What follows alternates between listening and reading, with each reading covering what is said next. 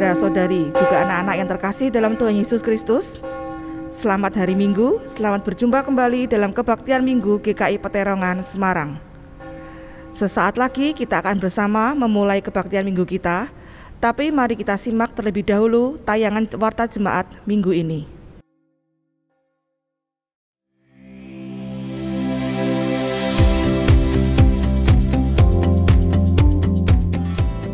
Kalender 2021 GKI Peterongan Semarang telah tersedia.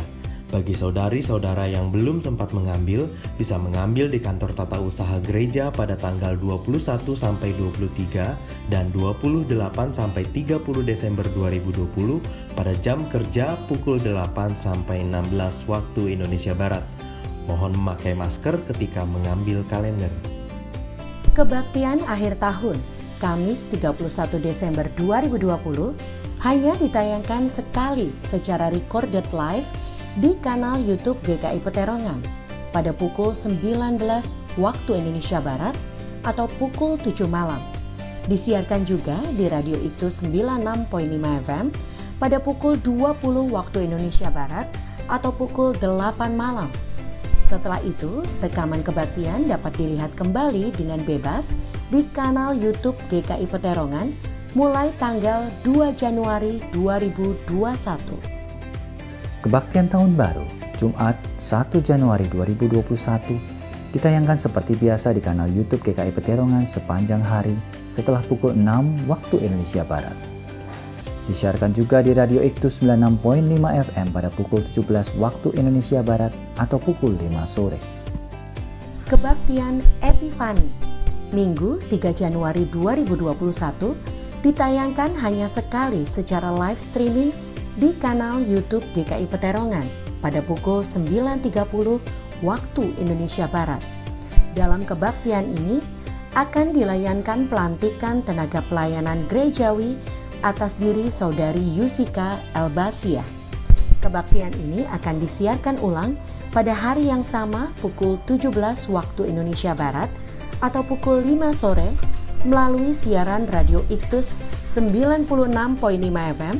Setelah itu, rekaman kebaktian dapat dilihat kembali dengan bebas di kanal YouTube GKI Peterongan mulai tanggal 4 Januari 2021. Kiranya Tuhan memberkati kita sekalian.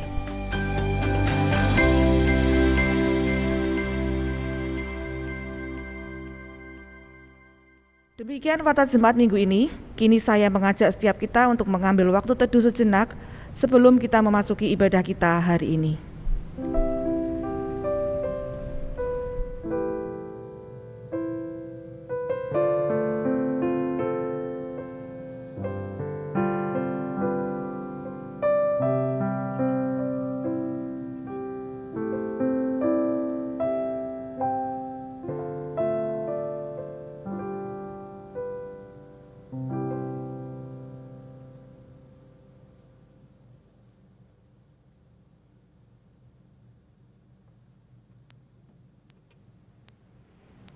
Ibadah kita berlangsung dalam nama Allah Bapa, Anak, dan Roh Kudus. Salam sejahtera bagi saudara-saudara sekalian. Amin. Saudara-saudara dikasihi Tuhan, Shalom.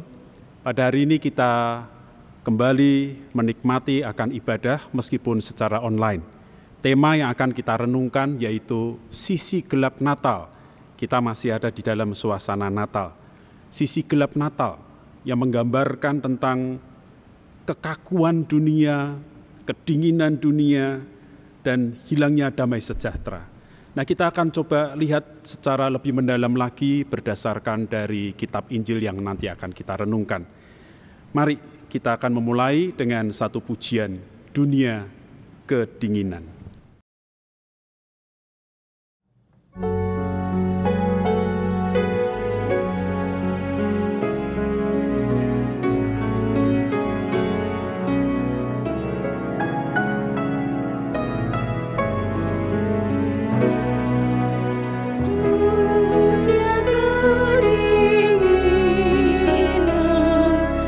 Kagum membeku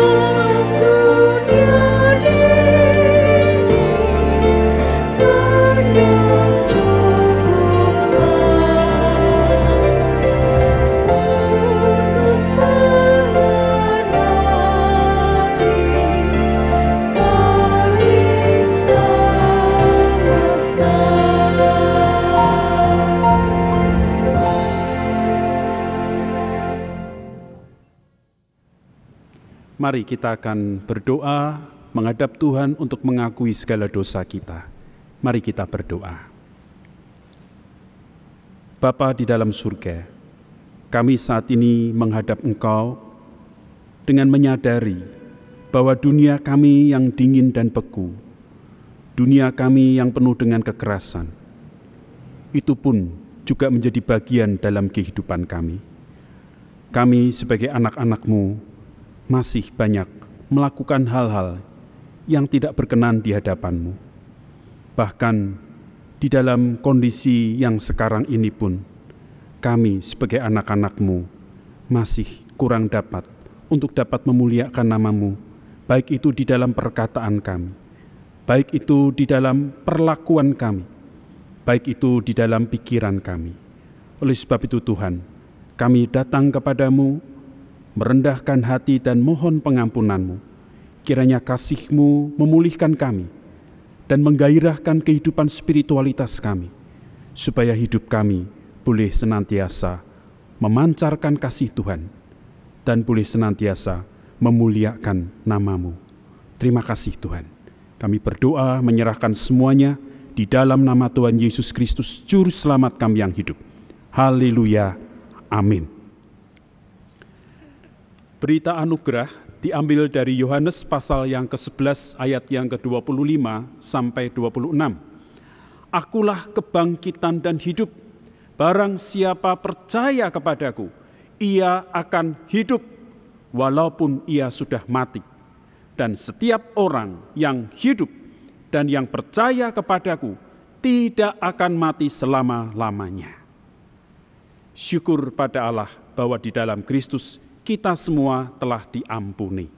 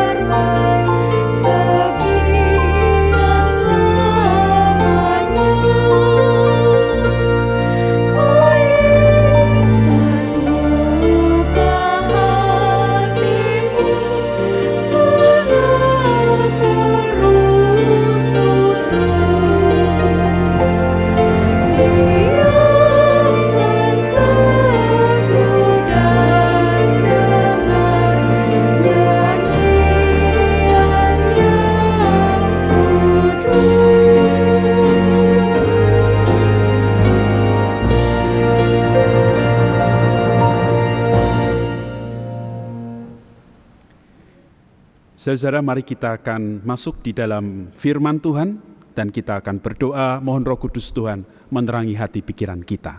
Mari kita berdoa. Kami kembali datang kepada Tuhan. Mohon anugerah kasih-Mu menolong kami untuk memahami akan firman-Mu. Terangi hati pikiran kami, supaya kami yang saat ini hendak belajar firman Tuhan boleh dapat memahaminya. Tolonglah kami di dalam kondisi kami masing-masing dan di dalam keberadaan kami masing-masing saat ini, tolonglah kami untuk kami tetap dapat fokus dan dapat mengarahkan hati pikiran kami kepada pemberitaan firman-Mu. Terima kasih Tuhan. Kami berdoa menyerahkan semuanya dalam nama Tuhan Yesus Kristus. Amin.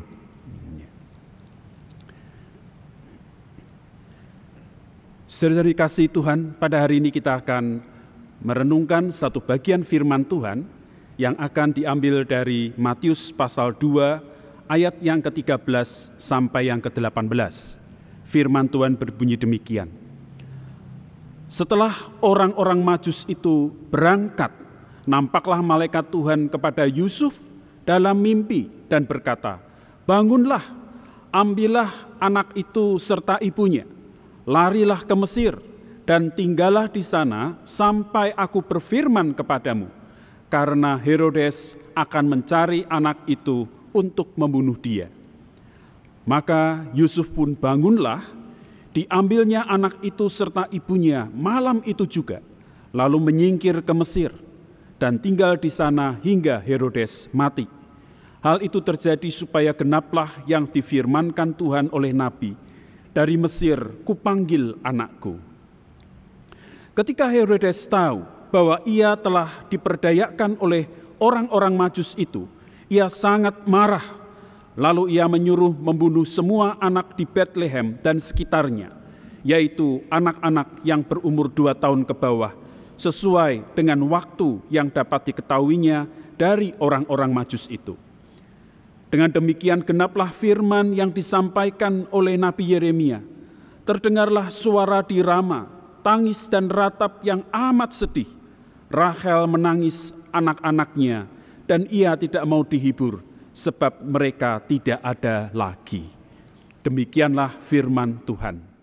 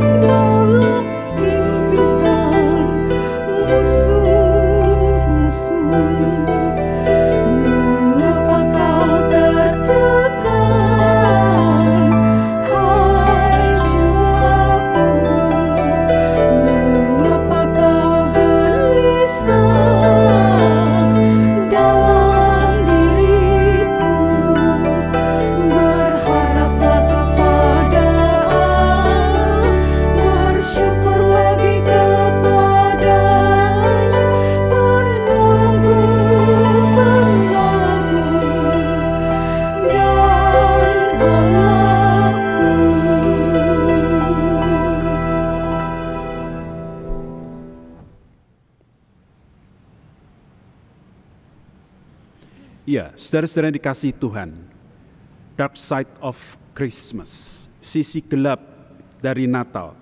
Dan ini kita lihat tadi di dalam Matius pasal 2 ayat yang ke-13 sampai 18.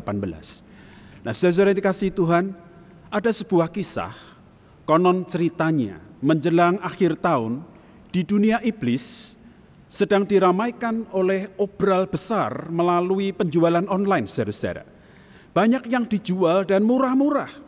Barang atau peralatan apa saja yang ada di dalam toko online itu, ternyata di situ ada dendam, dengki, malas, tidak tahu terima kasih, tidak menghargai orang lain, menipu, dan ada banyak lagi dan sebagainya.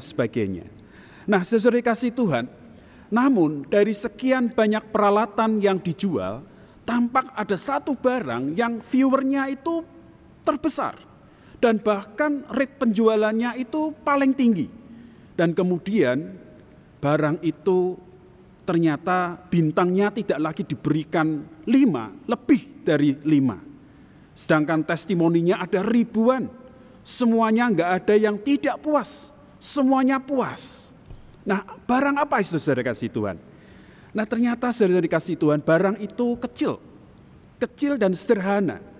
Dan diberi nama yaitu putus asa. Saudara dikasih Tuhan, deskripsi yang ada pada barang itu berbunyi demikian. Ukurannya kecil, dan jika sudah masuk ke hati manusia, kita, yaitu iblis, dapat melakukan apa saja. Manusia itu dapat kehilangan semangatnya. Manusia itu dapat menjauhkan dirinya dari persekutuan.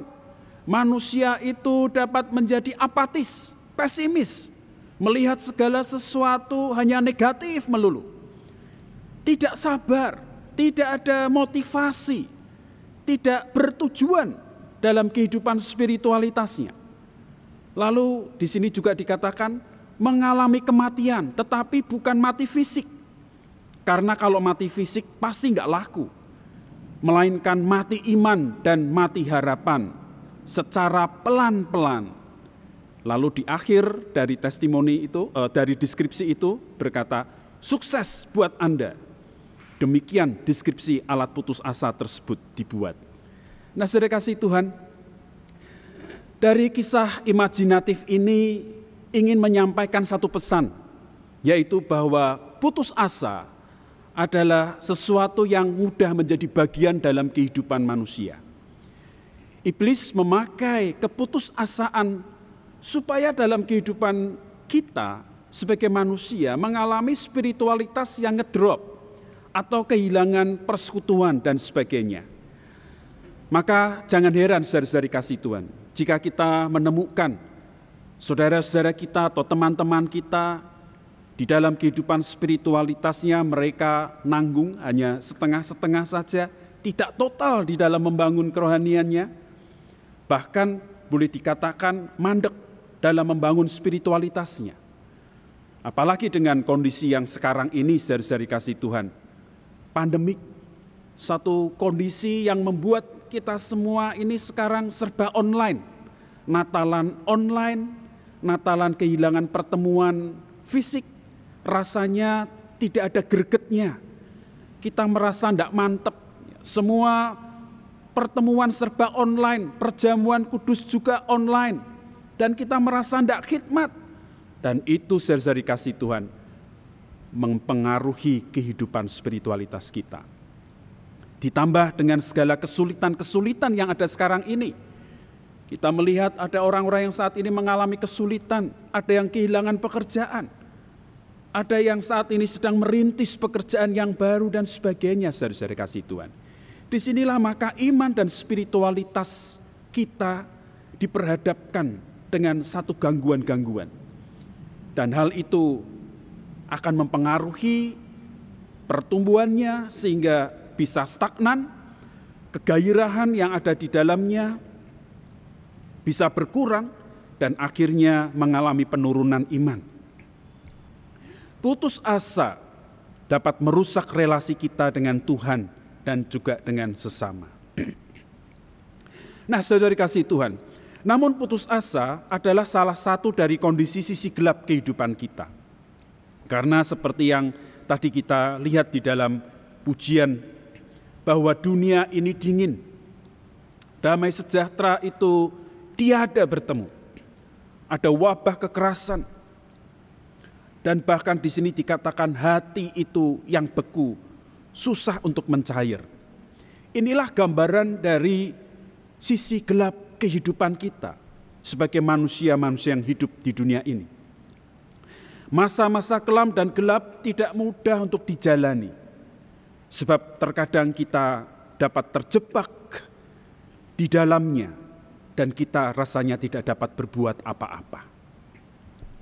Nah, oleh sebab itu, saudara-saudari dikasihi Tuhan, bagaimana kita harus menjalani hidup sebagai orang Kristen kala berada dalam sisi gelap kehidupan kita ini. Inilah yang coba akan kita renungkan. Ketika kita berada di dalam sisi gelap kehidupan kita, sisi suram kehidupan kita, bagaimana kita sebagai orang-orang Kristen harus menjalaninya, supaya kita tidak terjebak di dalam keadaan itu.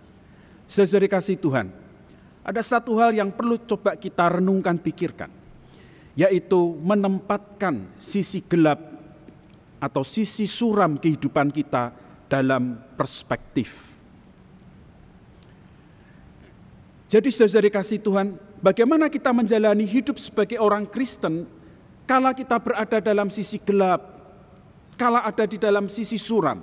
Mari tempatkan sisi gelap dan sisi suram itu dalam perspektif.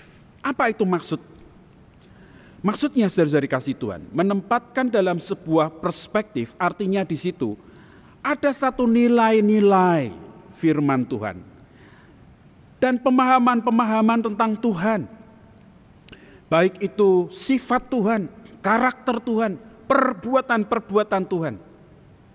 Itu semuanya kita tempatkan menjadi sudut pandang kita kala kita berada di dalam pergumulan itu. Nah, saudara kasih Tuhan, jika kita perhatikan dari perikop yang kita baca, maka sebenarnya di sini kita melihat bahwa Allah itu bekerja terus. Meskipun yang kita lihat di sini adalah satu kondisi yang suram, namun di sini nampak jelas Allah itu terus bekerja. Allah bekerja dan di situ pekerjaan Allah itu menggerakkan orang-orang. Kalau kita perhatikan di dalam Alkitab, yaitu Allah memperjumpakan orang Majus kepada Herodes. Dan tentu ini adalah merupakan sebuah anugerah kepada Herodes untuk dapat menerima kabar baik itu. Tapi kemudian Allah memberitahukan orang Majus untuk tidak menjumpai Herodes, karena ternyata respon Herodes yang jahat dan Allah tahu itu. Lalu kita lihat juga Allah bekerja dengan berbicara kepada Yusuf dan kemudian memelihara keluarga ini ketika tinggal di Mesir. Dan kemudian Allah memimpin mereka pulang kembali ketika Herodes sudah mati. Nah, kalau kita perhatikan lebih jauh lagi sebelumnya, Allah pun sudah bekerja dengan banyak hal melalui para malaikatnya. Dan semua Allah itu lakukan, yaitu supaya manusia menerima sukacita, keselamatan, meskipun ada di dalam gelapnya dunia ini. Saudara dikasihi Tuhan, namun kegelapan hendak menyingkirkan dari terang itu. Ini sangat menarik kalau kita lihat di dalam lagu Di Malam Sunyi Bergema. Di sini dikatakan yaitu bahwa dalam malam sunyi yang bergema, bumi hening mendengar nyanyian yang kudus. Namun di situ kemudian apa yang terjadi? Dosa melanda dunia, menyangkal berita kabar baik itu. Sehingga hati itu menjadi keluh, hati itu menjadi rusuh, hati itu menjadi gaduh. Saudara dikasihi Tuhan, ini menggambarkan bahwa kegelapan itu hendak menyingkirkan terang itu. Kejahatan itu hendak menggagalkan pekerjaan Allah. Namun di sini kita melihat bahwa tangan Allah tetap dapat membawa dan menyelamatkan Yusuf dan keluarganya untuk berada di Mesir dan kemudian kembali lagi ke Bethlehem. Saudara-saudara yang dikasihi Tuhan, Matius menuliskan peristiwa pembunuhan para bayi di dalam perikop yang kita baca. Kalau kita perhatikan, pembunuhan para bayi ini hanya ada di dalam kitab Injil Matius. Matius menuliskan kisah pembunuhan para bayi ini kepada para pembacanya, yaitu orang-orang Yahudi, dengan maksud supaya mereka itu kembali mengingat peristiwa tangan Tuhan menyelamatkan bayi Musa dari tangan Firaun. Keluaran pasal 2 memberikan sebuah kesaksian bahwa Firaun memerintahkan pembunuhan besar-besaran kepada anak-anak Ibrani pada saat itu. Namun pada saat itu juga ada satu bayi, yaitu Musa, diselamatkan, bahkan kemudian menjadi bagian dari Firaun karena menjadi anak angkat putri Firaun. Kedua peristiwa ini oleh Matius hendak menunjukkan bahwa kondisi sejahat apapun dan seburuk apapun, Allah tidak pernah diam. Allah tetap bekerja dalam kehendaknya, dalam rancangannya, dalam kekuatan kuasanya. Allah bekerja dengan sifat dan karakter Allah yang pengasih dan penyayang itu. Allah bekerja dengan cinta dan kesabarannya. Namun Allah juga bekerja dengan kemahakuasaannya, sehingga kuasa Firaun, kuasa Herodes tak dapat menyentuh dan menggagalkan pekerjaan Allah. Nah, saudara dikasihi Tuhan, jangan pernah kita merasa kegelapan membuat hidup kita menjadi gagal. Kesulitan menjadikan kita putus asa dan putus harap. Masa-masa gelap memang tetap akan menjadi ada dan menjadi sisi kehidupan kita. Sakit penyakit, permasalahan hidup, dan seperti sekarang ini, masalah virus corona, kita mengalami perasaan kehilangan orang yang kita kasihi, atau perasaan-perasaan duka yang lainnya. Saudara yang dikasihi Tuhan,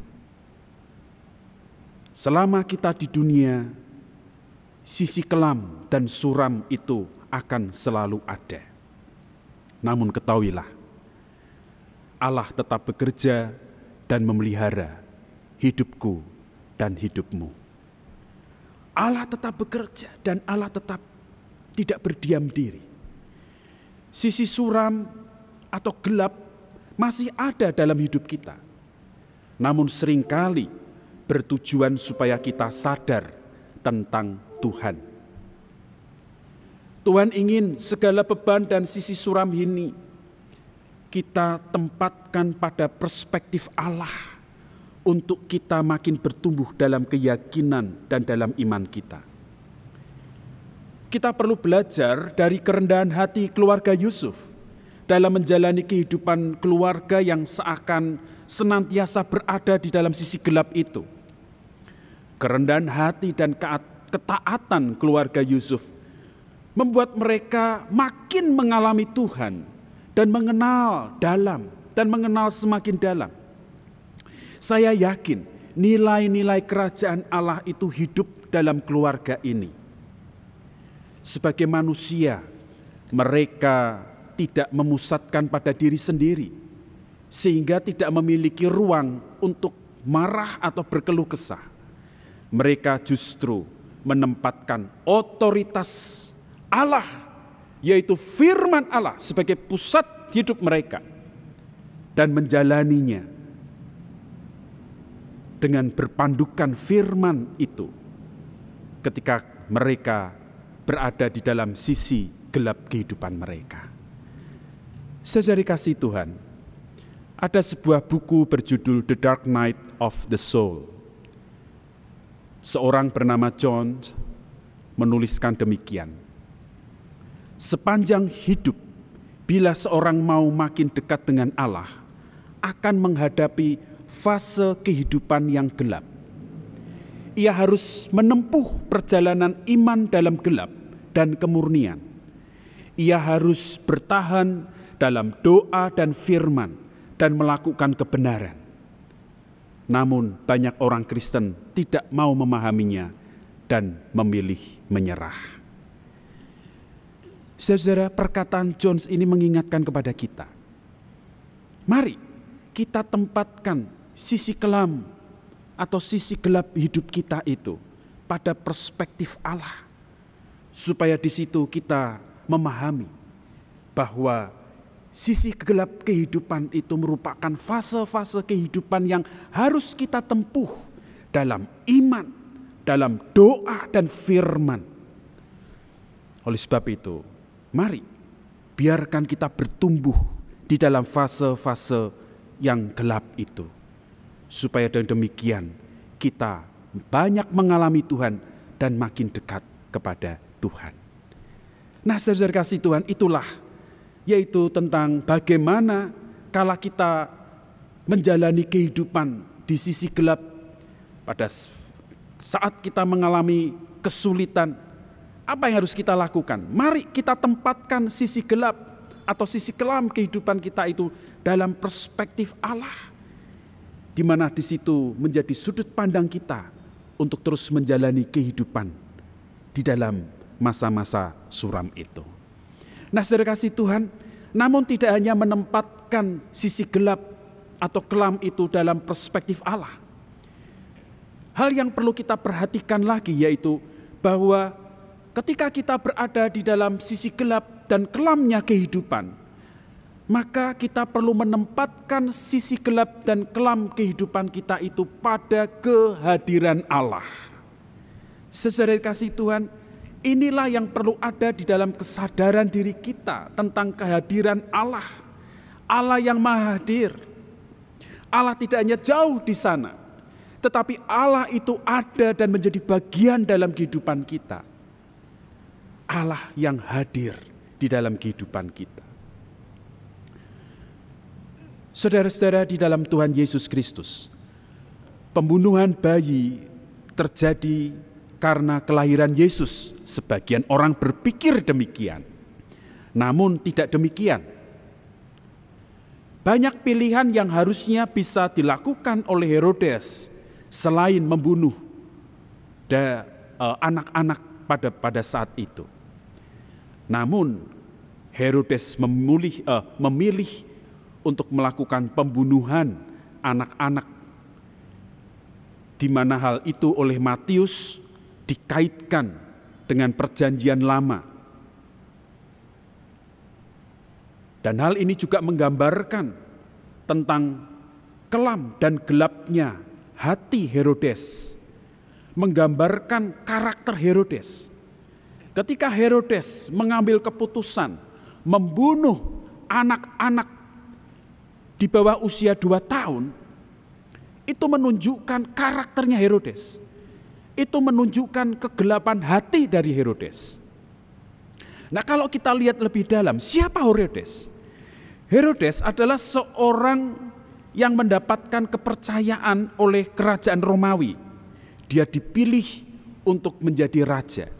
Jadi tidak diangkat oleh rakyat, tetapi ditentukan oleh kerajaan Romawi yang pada saat itu memiliki kekuasaan di tanah Yudea. Herodes dipilih untuk menjadi raja. Herodes adalah raja Yahudi.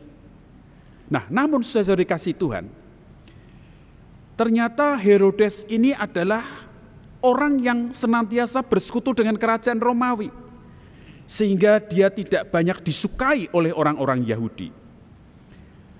Dan kemudian ketika diselidiki, ternyata Herodes bukanlah keturunan Yahudi asli. Dia adalah keturunan bangsa Edom. Nah, dari sini maka Herodes menjadi orang yang sangat hati-hati karena tahtanya itu gampang digoncangkan. Oleh sebab itulah maka Herodes mempertahankan terus tahtanya itu dan sambil terus mendekatkan dirinya pada kekuasaan Romawi pada saat itu. Dia memerintah dengan tangan besi. Nah, kalau kita lihat dalam kehidupannya, Herodes itu menikah 10 kali dan hidupnya tidak bahagia. Dia bahkan untuk menunjukkan kekuasaannya, dia menghukum mati istri kesayangannya karena masih dicurigai selingkuh. Nah, saudara kasih Tuhan, kebiasaan melakukan eksekusi mati ini tidak hanya diberlakukan kepada istri kesayangannya.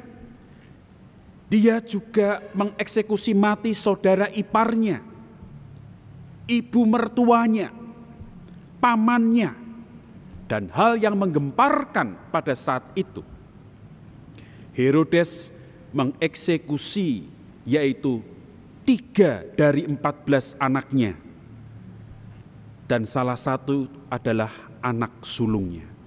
Sehingga pada saat itu orang-orang Romawi karena memandang rendah Herodes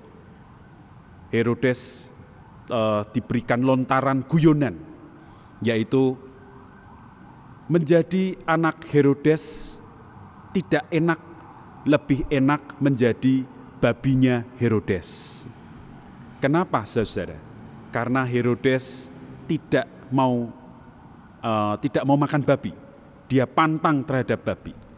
Maka kemudian keluar guyonan, lebih enak jadi babinya Herodes daripada anaknya Herodes. Hal itu menjadi guyonan, dan hal itulah yang terjadi di dalam kehidupannya. Dan kalau kita lihat lebih jauh lagi, masih ada beberapa peristiwa yang menunjukkan dia sebagai raja yang berpribadi kejam dan paranoid.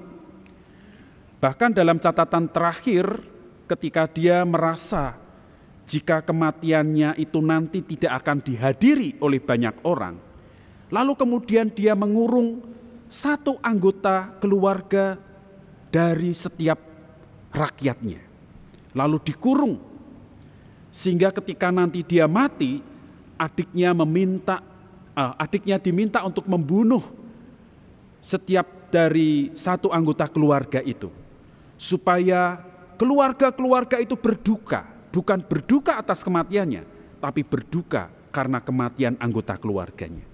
Sampai sedemikian pemikirannya Herodes ketika dia menjadi seorang raja. Nah, saudara kasih Tuhan, maka di sini kita melihat Herodes adalah seorang raja yang gelap mata. Ia berfokus pada dirinya sendiri.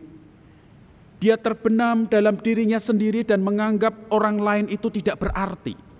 Dia lebih asik dan menikmati apa yang dia miliki. Kekuasaannya, jabatannya, kekayaannya, dia genggam itu erat-erat dengan penuh ambisi. Akibatnya dia tidak mampu melihat cahaya kemuliaan Allah. Dia kehilangan kesadaran kenyataan dan kebenaran. Adalah berkah sebenarnya ketika dia mendapatkan kabar dari orang Majus tentang raja yang mulia itu. Seandainya dia mau mempelajari dengan teliti, maka sebetulnya dia dapat mengerti bahwa raja mulia itu tidak menginginkan kekuasaan dan jabatannya dan tahtanya.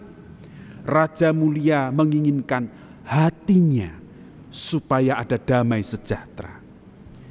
Namun karena Herodes adalah orang yang terbenam dengan dirinya sendiri, dia kehilangan cahaya kemuliaan Allah. Dia tidak mampu untuk dapat menempatkan sisi gelap hidupnya pada kehadiran Allah. Oleh sebab itulah dia menjadi orang yang dipenuhi dengan keduniawian, sehingga kegelisahan dan hidup merana tiada bahagia. Nah, jemaat yang dikasihi Tuhan, Herodes penggambaran manusia duniawi yang tak mampu melihat kehadiran Allah yang sudah dinubuatkan itu. Hendaknya kita tidak menjadi Herodes.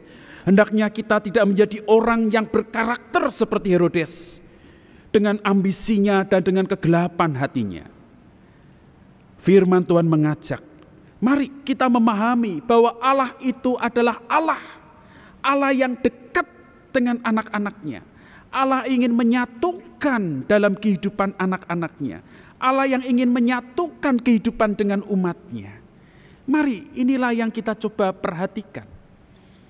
Melihat kehadiran Allah di dalam Yesus Kristus yang adalah inkarnasi Allah. dan yang menunjukkan Allah hadir di dalam dunia yang gelap, di dalam kehidupan manusia yang ada di dalam kegelisahan. Allah hadir dan menyatu dengan kehidupan manusia itu. Tidak ingin dalam kegelapan dan kebenaran adalah baik, saudara-saudara. Kita sebagai orang-orang Kristen tidak ingin hidup dalam gelap.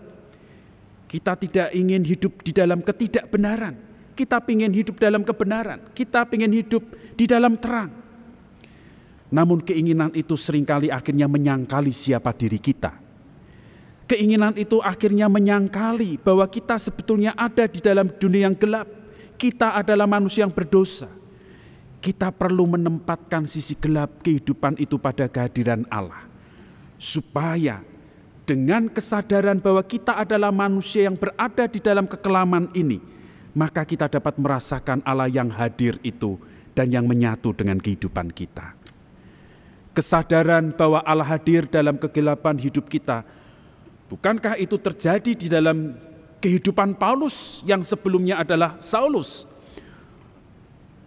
Bukankah dia adalah orang yang berada di dalam kegelapan? Dia berada di dalam kekejaman. Dia adalah orang yang hidup di dalam ketidakbenaran. Dia bukan orang yang benar, namun Allah bersemayam dalam hidupnya. Paulus yang menjadi Saulus itu merasakan kehadiran Allah, dan disitulah dia mengalami kehidupan yang baru.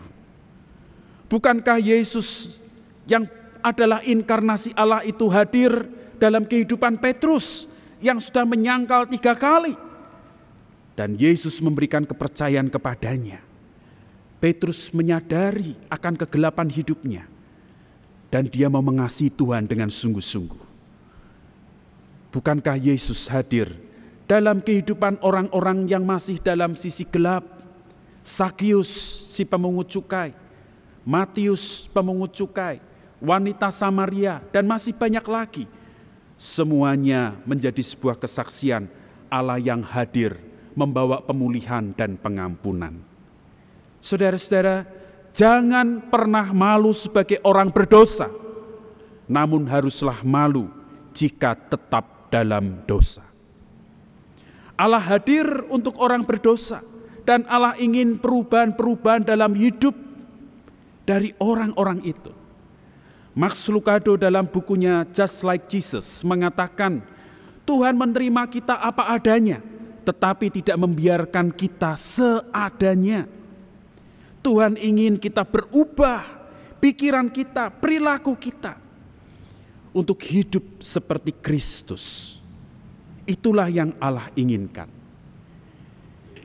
Jika Dia hadir, menerima kita, dan bekerja mengubah hidup kita, maka dengan demikian saudara-saudara dikasihi Tuhan, kita pun juga diminta Allah untuk hadir dalam kehidupan sesama, untuk dapat menyatakan kehadiran Allah, dan untuk dapat memberikan damai sejahtera bagi orang-orang sekitar kita. Oleh karena itu benar, sesungguhnya hidup kita adalah menceritakan kasih dan kehadiran Allah dalam hidup kita. Dan itu dapat terjadi ketika kita ada di dalam sisi gelap dan sisi kekelaman. Kita menempatkan sisi gelap dan kekelaman itu pada kehadiran Allah.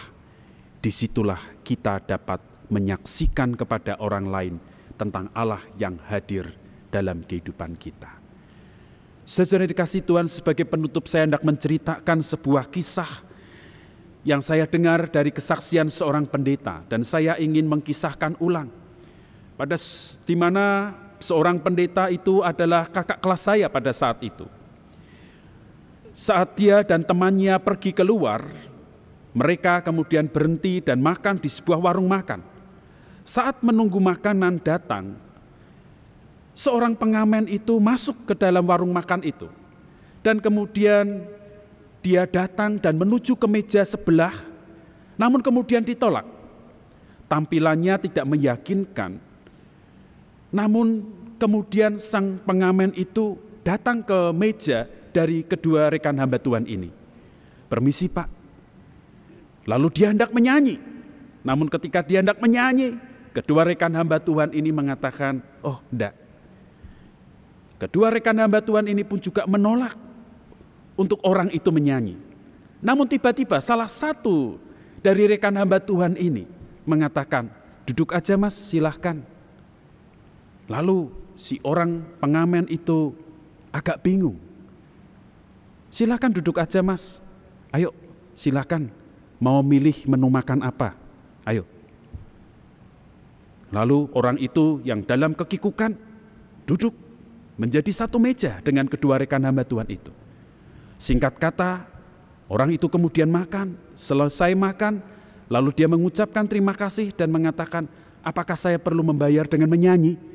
Lalu kedua rekan hamba Tuhan itu, enggak usah pak, enggak usah mas, yang penting mas sudah makan kenyang, betul kan? Secara tiba-tiba sang pengamen itu mengatakan, terima kasih, saya seperti berjumpa dengan Yesus. Kedua rekan hamba Tuhan ini kaget, lalu mengatakan, Anda Kristen? Lalu si pengamen itu menggelengkan kepala. Tidak, namun saya mendengar bahwa Yesus selalu menerima dan mengajak orang untuk makan bersama. Terima kasih.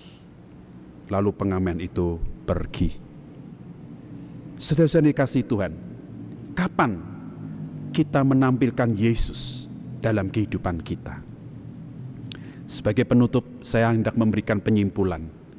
Hidup kita ada senantiasa tidak lepas dari sisi kelam dan sisi gelap. Atau boleh dikatakan kita memiliki sisi gelap dalam kehidupan ini. Ada kesuraman-kesuraman. Tapi mari kita tempatkan sisi gelap dan kekelaman itu pada perspektif Allah. Menjadi fase-fase kehidupan yang dapat mendorong kita untuk bertumbuh, yang kita jalani di dalam doa, iman, dan firman. Dan mari kita tempatkan ke sisi-sisi gelap dan kekelaman hidup kita pada kehadiran Allah. Dan Allah yang hadir pada dunia yang gelap itu mengubah hidup kita, supaya kita pun dapat mengubah sesama kita untuk dapat merasakan kehadiran Allah. Amin. Mari kita berdoa. Bapa di dalam surga, terima kasih bahwa kehidupan kami tidak lepas dari kekurangan-kekurangan, pergumulan-pergumulan, masa-masa sulit. Ada sisi gelap dalam kehidupan kami. Namun firman-Mu mengingatkan bahwa sisi gelap kami perlu kami jalani dan kami syukuri, dan tetap terus kami tempatkan itu kepada Engkau, Yesus, yang menjadi juru selamat kami. Pengajaran, keteladanan menjadi tuntunan dalam hidup kami. Firman Tuhan yang diberikan menjadi arahan hidup kami, supaya kegelapan tidak mencengkram kebahagiaan kami, tidak mencengkram dan menimbulkan kegelisahan. Tetapi di dalam fase kegelapan itu, bersama dengan firman-Mu, kami bertumbuh dan kami dapat merasakan kehadiran-Mu. Terima kasih Tuhan. Kami berdoa buat saudara-saudara kami yang saat ini sedang bergumul. Biarlah mereka jalani fase pergumulan itu dengan tetap terus memandang kepada Tuhan dan melihat kehadiran Tuhan dalam hidup mereka. Haleluya. Amin.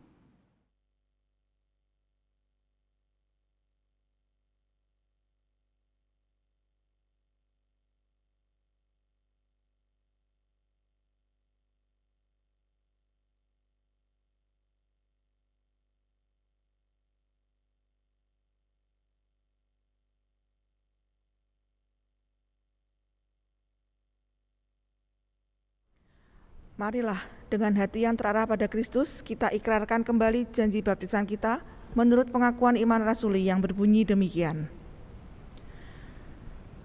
Aku percaya kepada Allah Bapa yang Maha Kuasa, Khalik langit dan bumi, dan kepada Yesus Kristus, anaknya yang tunggal Tuhan kita, yang dikandung daripada Roh Kudus, lahir dari anak darah Maria, yang menderita sengsara di bawah pemerintahan Pontius Pilatus, disalibkan, mati dan dikuburkan, turun ke dalam kerajaan maut. Pada hari yang ketiga, bangkit pula dari antara orang mati, naik ke surga, duduk di sebelah kanan Allah, Bapa yang Maha Kuasa. Dan dari sana ia akan datang untuk menghakimi orang yang hidup dan yang mati. Aku percaya kepada Roh Kudus, gereja yang kudus dan am, persekutuan orang kudus, pengampunan dosa, kebangkitan orang mati, dan hidup yang kekal. Amin.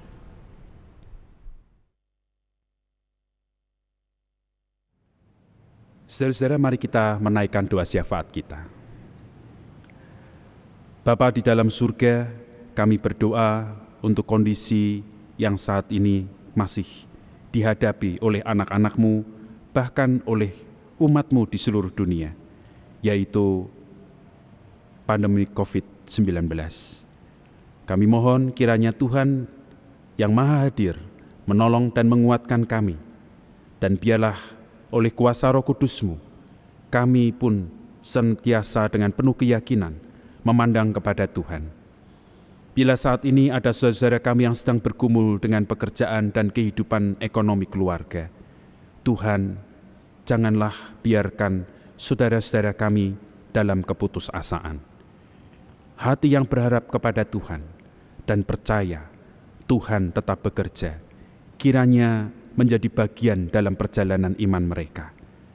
Dengan demikian mereka pun dapat melalui fase kehidupan itu dan semakin dapat memahami dan mengenal Tuhan. Bapa di surga, kami pun berdoa untuk gereja-Mu. Di dalam kondisi demikian, segala aktivitas kegiatan masih dilakukan secara online. Pembinaan-pembinaan kerohanian pun tidak dapat dilakukan secara tatap muka, dan semuanya dilakukan melalui visual, melalui online. Kami berdoa kiranya kuasa Roh Kudus Tuhan pun bekerja di dalam sarana demikian, sehingga kerohanian dari umat-Mu, jemaat-Mu GKI Peterongan boleh mengalami kasih Kristus, dan mereka tetap terus merasakan kehadiran Kristus, supaya dengan demikian mereka tidak abai, mereka tidak melemah, tidak lunglai, tetapi mereka tetap terus memiliki satu gairah untuk mau membangun kehidupan kerohanian mereka. Bapa di surga, kami berdoa untuk upaya-upaya yang dilakukan gereja-Mu untuk tetap terus membangun dan membina kerohanian dari umat-Mu. Baik itu melalui Bible Fest, baik itu melalui PIW, baik itu melalui kegiatan sekolah minggu, baik itu melalui persekutuan-persekutuan, baik itu remaja pemuda. Tuhan berkatilah, kiranya itu menjadi sarana Tuhan untuk dapat menggairahkan akan jiwa, akan kerohanian dari anak-anak-Mu. Kami pun berdoa khususnya untuk acara tutup tahun. Tuhan, kiranya Engkau pun memberkati, supaya acara ini pun dapat dilaksanakan dan berkat Tuhan tetap terus ada. Dan kiranya jemaat-Mu ketika berada di dalam pergantian tahun nanti, sungguh dapat menjalaninya dengan penuh rasa syukur dan tetap terus memiliki iman yang kuat untuk memasuki dan menjalani di tahun 2021. Ya Bapa di surga, kami pun saat ini juga berdoa untuk bangsa negara kami. Kiranya Engkau memberkati. Pilkada barusan selesai, biarlah Tuhan yang memimpin, biarlah Tuhan yang memberkati para pemimpin yang terpilih. Biarlah Tuhan menolong mereka dan memiliki hati yang takut kepada Tuhan di dalam melaksanakan tugas mereka. Dan kami pun berdoa kiranya upaya-upaya pemerintah untuk membangkitkan perekonomian, Tuhan tolong supaya perekonomian bangsa kami pun dapat terus dikuatkan dan dapat juga pulih. Kami berdoa untuk vaksin yang akan mulai dilaksanakan. Kiranya Tuhan juga memberkati melalui vaksin ini banyak orang yang diberikan kekuatan secara jasmani sehingga mereka dapat berkarya. Terima kasih Tuhan Yesus, inilah doa kami yang kami panjatkan di dalam nama-Mu, Yesus Kristus, Tuhan Juru Selamat kami yang hidup, yang sudah mengajarkan kami berdoa Bapa kami. Bapa kami yang ada di surga, dikuduskanlah nama-Mu. Datanglah kerajaan-Mu, jadilah kehendak-Mu di bumi seperti di surga. Berikanlah kami pada hari ini makanan kami yang secukupnya, dan ampunilah kami akan kesalahan kami, seperti kami juga mengampuni orang yang bersalah kepada kami. Dan janganlah membawa kami ke dalam pencobaan, tapi lepaskanlah kami daripada yang jahat. Karena Engkaulah yang mempunyai kerajaan, dan kuasa, dan kemuliaan, sampai selama-lamanya. Amin.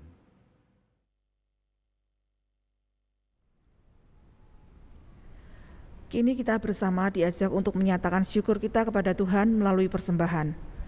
Dimanapun saudara berada, saudara dapat memberikan persembahan minggu, persembahan bulanan, persembahan syukur, perpuluhan, dan persembahan Natal melalui pertama, transfer ke rekening bank yang tercantum di layar maupun dari warta digital. Kedua, scan QRIS menggunakan aplikasi layanan keuangan digital yang ada. Ketiga, memasukkan persembahan ke dalam kotak persembahan yang disediakan di kantor tata usaha gereja. Apapun cara yang saudara pilih, tambahkan keterangan peruntukan persembahan saudara. Untuk keterangan lengkap dapat dibaca di warta gereja. Sebagai pengingat bagi kita semua, saya akan bacakan nats yang saya ambil dari Matius 2 ayat 11. Demikian. Maka masuklah mereka ke dalam rumah itu dan melihat anak itu bersama Maria ibunya, lalu sujud menyembah dia. Mereka pun membuka tempat harta bendanya dan mempersembahkan persembahan kepadanya, yaitu emas, kemenyan, dan mur. Marilah kita berdoa. Tuhan Yesus, terima kasih Engkau masih memberikan kami kesempatan untuk bisa memberikan persembahan. Kiranya Tuhan yang memberkati persembahan terkumpul ini Tuhan, sehingga boleh memperlebar kerajaan di muka bumi ini, dan nama Tuhan dipermuliakan. Terima kasih Bapa, dalam nama Tuhan Yesus kami berdoa. Amin.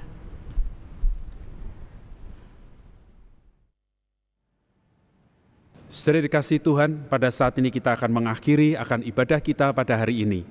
Mari kita akan terus membangun kerohanian kita tetap terus menjalani kehidupan kita di dalam doa, dan tetap terus percaya Tuhan bekerja, Tuhan menyertai kita. Mari kita menyanyikan lagu Jika Padaku Ditanyakan.